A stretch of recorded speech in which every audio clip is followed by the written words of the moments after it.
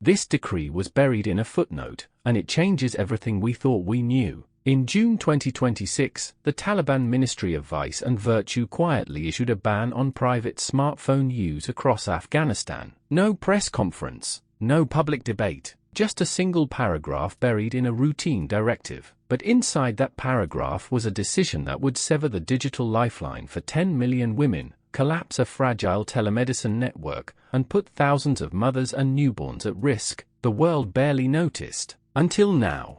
On June 14, 2026, the Taliban's Ministry of Vice and Virtue published a directive that banned the private ownership and use of smartphones across Afghanistan. The text was short, clinical, almost bureaucratic, a single paragraph appended to a routine morality order. It cited the prevention of vice, the spread of immoral content, and the need to protect Islamic values. But the real target was something far more specific: the encrypted communication networks that had become the backbone of Afghanistan's underground civil society. Smartphones were no longer just phones, they were the enemy.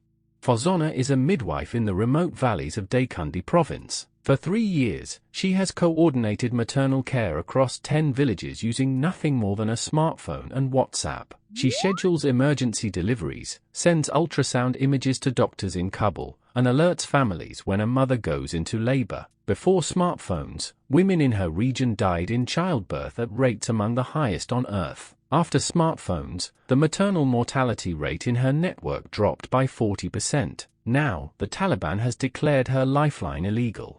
The Afghan Women's Health Network is not a formal organization. It is a decentralized web of midwives, nurses, doctors, and activists connected by encrypted messaging apps. They share protocols, coordinate evacuations, and alert each other to Taliban checkpoints. The network handles over 15,000 remote consultations per month, many of them for women who would otherwise have no access to medical advice. The Taliban knows this, and that is precisely why the smartphone ban exists, not to fight vice, but to dismantle the one communication system they cannot control.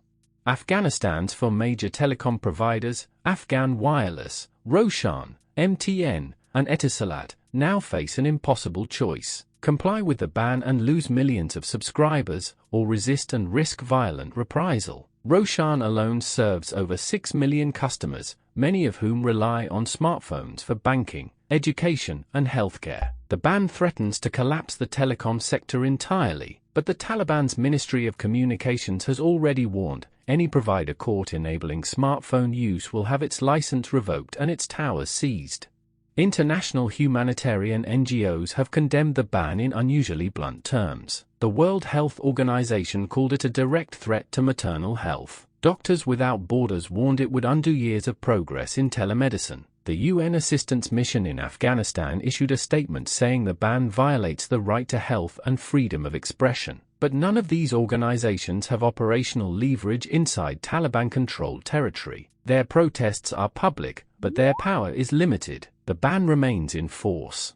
The smartphone ban is not just a health crisis, it is an economic one. Over 80% of Afghanistan's small businesses rely on mobile payment systems like M-Pesa and mobile banking apps. Farmers check market prices on smartphones. Women sell handicrafts through Instagram and WhatsApp.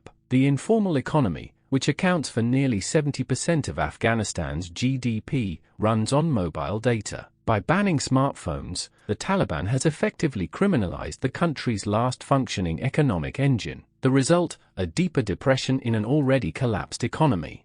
Enforcement of the ban has been brutal. Taliban morality police now conduct random vehicle stops and house raids, confiscating smartphones and arresting owners. In Kandahar, a 22-year-old woman was publicly beaten for using WhatsApp to contact a doctor. In Herat, a shopkeeper was detained for 3 days after a customer used his phone to make a call. The punishment for repeat offenders, up to 6 months in prison and a fine equal to 6 months' wages. The message is clear: the Taliban is willing to use violence to enforce digital silence. Despite the ban, the Afghan Women's Health Network has not stopped. Fozona and her colleagues now use older feature phones with basic SMS to coordinate care, a slower, more dangerous method. Some midwives hide smartphones in livestock pens or bury them in fields, retrieving them only after dark. A clandestine SIM card trade has emerged, with women passing encrypted messages through a chain of trusted contacts. The network is battered, but it is not broken, and the Taliban knows that as long as these women have even a single phone, the information war continues. This ban is not an isolated act of zealotry, it is a calculated geopolitical signal. The Taliban is demonstrating to the world that it will not be pressured into modernization. By targeting smartphones, the regime attacks the very infrastructure that international donors used to build civil society during the 20-year occupation. It is a message to the United Nations, to the United States, and to every NGO: the era of digital influence is over. The Taliban is willing to sacrifice its own people's health and economy to prove that it controls every channel of communication. The clock is ticking. Without smartphones, telemedicine in Afghanistan will collapse within months. Maternal mortality rates are already rising in provinces where the ban is most strictly enforced. International health organizations predict that if the ban remains in place for another year, an additional 5,000 women could die from preventable childbirth complications. The Taliban has not publicly acknowledged these projections, but inside the Ministry of Vice and Virtue, a quiet debate is emerging. Some officials worry the ban is creating more resistance than compliance. The international community has few levers left. Sanctions have already crippled the Afghan economy. Diplomatic recognition of the Taliban remains stalled, but there is one tool that has not been tried: a coordinated campaign by telecom providers to refuse compliance, backed by a global pledge to protect digital health infrastructure as a humanitarian right. If Afghan Wireless, Roshan, MTN, and Etisalat collectively resist the ban, the Taliban would face a choice: back down or lose the last functioning sector of the economy. That leverage is real. The question is whether anyone will use it. Remember the footnote nobody read, the one buried in a routine morality decree. Now you know why it was buried, and now you know what happens when a regime decides that a woman's right to call for help is the greatest vice of all. If this story moved you, hit subscribe, because we are the only channel tracking the hidden battles that shape the future of war, health, and human rights. Drop a comment: do you think the telecom providers will resist the ban? And share this video, because the world needs to know what is happening inside Afghanistan right now.